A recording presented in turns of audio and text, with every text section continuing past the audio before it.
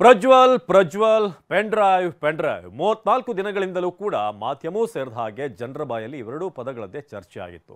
ದೇಶ ಮತ್ತು ವಿದೇಶಗಳಲ್ಲೂ ಕೂಡ ಭಾರಿ ಸಂಚಲನ ಸೃಷ್ಟಿ ಮಾಡಿದ್ದ ಹಾಸನ ಸಂಸದ ಪ್ರಜ್ವಲ್ ರೇವಣ್ಣ ಬಂಧನವಾಗಿದೆ. ಈಗ ಪ್ರಜ್ವಲ್ ವಿರುದ್ಧ 3 ಕೇಸ್ಗಳ ವಿಚಾರಣೆಗೆ ಸ್ಪಷ್ಟತೆ ಸಿಗಲಿದೆ. ಆದರೆ ನಿನ್ನೆ ಬಂಧನ ಸಂದರ್ಭದಲ್ಲಿ ಏನೆಲ್ಲ ಆಯಿತು ಬನ್ನಿ ತೋರಿಸ್ತೀವಿ.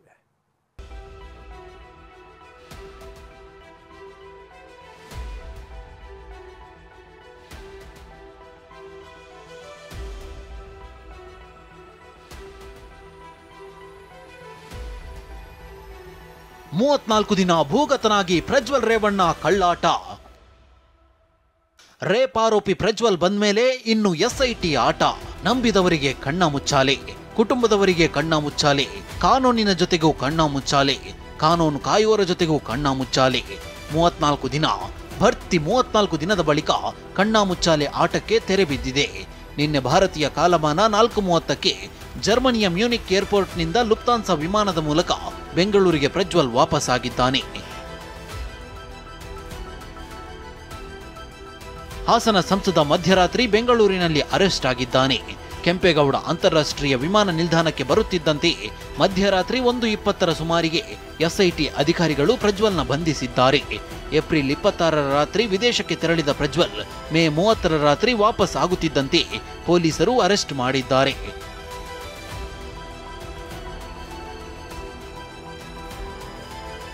ಏರ್ಪೋರ್ಟ್ನಲ್ಲಿ ಅಧಿಕಾರಿಗಳನ್ನ ಕಂಡು ಪ್ರಜ್ವಲ್ ಗಾಬರಿ.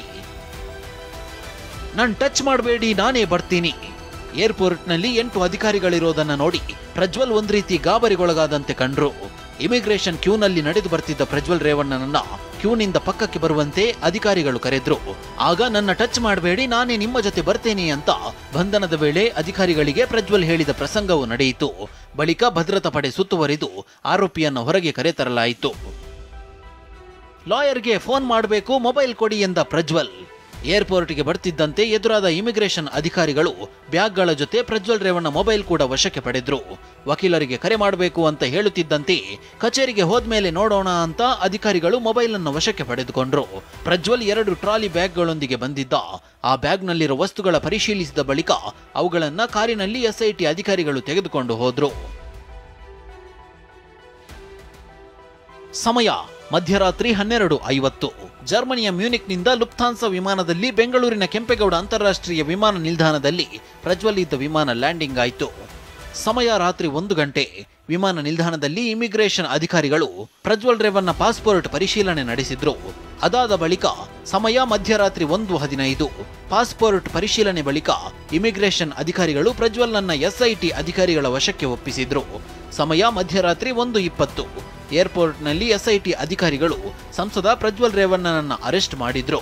ಸಮಯ ಮಧ್ಯರಾತ್ರಿ 1:25.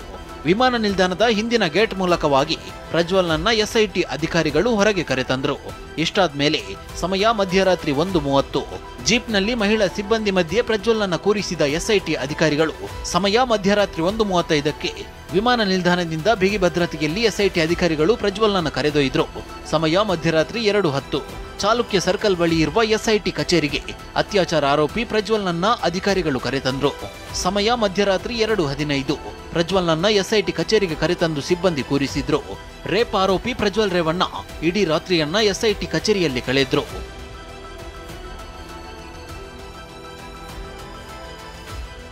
ಎಸ್ಐಟಿ ಡೈರಿಯಲ್ಲಿ ಪ್ರಜ್ವಲ್ ಬಂಧನದ ಇಂಚಿಂಚು ಮಾಹಿತಿ. ಮಧ್ಯರಾತ್ರಿ 2:30ರ ನಂತರ ಎಸ್ಐಟಿ ಕಚೇರಿಯಲ್ಲಿ ಮಲಗಿದ ಆರೋಪಿ ಹಾಸನ ಸಂಸದ ಪ್ರಜ್ವಲ್ ರೇವಣ್ಣ ಅತ್ಯಾಚಾರ ಕೇಸ್ನಲ್ಲಿ ಅರೆಸ್ಟ್ ಆಗಿದ್ದಾರೆ. ಪ್ರಜ್ವಲ್ ಬಂಧನದಿಂದ ಹಿಡಿದು ಇದುವರೆಗಿನ ಇಂಚಿಂಚು ಮಾಹಿತಿಯನ್ನ ಎಸ್ಐಟಿ ಡೈರಿಯಲ್ಲಿ ನಮೂದಿಸಿದೆ. ಪ್ರಜ್ವಲ್ ಬಂಧಿಸಿದ ಸಮಯ, ಕಚೇರಿಗೆ ಕರೆತಂದ ಟೈಮ್, ಪ್ರಜ್ವಲ್ ಮೊಬೈಲ್, ಹಣ, ಬಟ್ಟೆ, ಬ್ಯಾಗ್ ವಶಕ್ಕೆ ಪಡೆದಿರುವುದೆಲ್ಲವನ್ನು ಎಸ್ಐಟಿ ಅಧಿಕಾರಿಗಳು ಡೈರಿಯಲ್ಲಿ ನಮೂದಿಸಿದ್ದಾರೆ. ರಾತ್ರಿ 2:30 ನಂತರ ಎಸ್ಐಟಿ ಕಚೇರಿಯಲ್ಲಿ ಮಲಗಲು ಪ್ರಜ್ವಲ್ಗೆ ಅವಕಾಶ ನೀಡಲಾಗಿದೆ. ಮತ್ತೊಂದೆಡೆ ಪ್ರಜ್ವಲ್ ರೇವಣ್ಣ ಬಂಧನ ಕುರಿತಂತೆ ಬೆಂಗಳೂರಿನಲ್ಲಿ ಗೃಹ ಸಚಿವ ಪರಮೇಶ್ವರ್ ಪ್ರತಿಕ್ರಿಯಿಸಿದ್ದು, ಪ್ರಜ್ವಲ್ ಹೊರದೇಶದಲ್ಲಿ ಇದ್ದಿದ್ರಿಂದ ಬಂಧನ ಸ್ವಲ್ಪ ತಡವಾಗಿದೆ, ಮುಂದಿನ ಕ್ರಮ ಅಧಿಕಾರಿಗಳು ಕೈಗೊಳ್ತಾರೆ ಅಂದ್ರು. ಸುಮಾರು 12:40-12:50ರಲ್ಲಿ ಜರ್ಮನಿಯಿಂದ ಮ್ಯೂನಿಕ್ಕಿಂದ ಬಂದಿದ್ದಾರೆ. ಅವರನ್ನು ಎಸ್ಐಟಿ ಅವರು ಮೊದಲೇ ವಾರಂಟ್ ಇಶ್ಯೂ ಆಗಿತ್ತು. ಅದರ ಪ್ರಕಾರ ಅವರನ್ನು ಅರೆಸ್ಟ್ ಮಾಡಿ ಅವರ ಕಸ್ಟಡಿಗೆ ತಗೊಂಡಿದ್ದಾರೆ. ಮತ್ತು ಮುಂದಿನ ಪ್ರೊಸೀಜರ್ಸ್ ಏನಿದೆ, ಕಾನೂನಾತ್ಮಕವಾಗಿ ಏನು ಮಾಡಬೇಕು ಅದನ್ನು ಇವತ್ತು ಅವರು ಮಾಡ್ತಾರೆ ಅಂತ ಅಂದ್ಕೊಂಡಿದ್ದೀನಿ. ಯಾಕೆಂದರೆ ನಾನು ಇನ್ನೂ ಕೂಡ ನಮ್ಮ ಅಧಿಕಾರಿಗಳ ಜೊತೆ ಅದನ್ನು ಚರ್ಚೆ ಮಾಡಿಲ್ಲ. ಇಷ್ಟೇ ಗೊತ್ತಿರತಕ್ಕಂಥದ್ದು, ಅವ್ರು ಬಂದಿದ್ದಾರೆ, ಅವರನ್ನು ಬಂಧಿಸಿದ್ದಾರೆ. ಅಂತೂ ಪ್ರಜ್ವಲ್ ಬಂಧನವಾಗಿದೆ. ಎಸ್ಐಟಿ ಈಗ ಪ್ರಜ್ವಲ್ ವಿರುದ್ಧದ ಕೇಸ್ಗಳ ವಿಚಾರಣೆಯನ್ನ ಎಲ್ಲ ಆಯಾಮಗಳಲ್ಲೂ ನಡೆಸಲಿದೆ. ಅಲ್ಲದೆ ಸಂತ್ರಸ್ತರು ಈಗ ಧೈರ್ಯವಾಗಿ ದೂರು ಕೊಡಲು ಗೃಹ ಸಚಿವರೇ ಮನವಿ ಮಾಡಿದ್ದಾರೆ. ಆ ಮೂಲಕ ಸರ್ಕಾರ ಈ ಕೇಸ್ಗಳನ್ನ ಗಂಭೀರವಾಗಿ ತೆಗೆದುಕೊಂಡಿದೆ ಅನ್ನೋದು ಸ್ಪಷ್ಟವಾಗಿದೆ. ಕಿರಣ್ HV ಜೊತೆ ಜಗದೀಶ್ ಮತ್ತು ಶಿವಪ್ರಸಾದ್, TV9 ಬೆಂಗಳೂರು.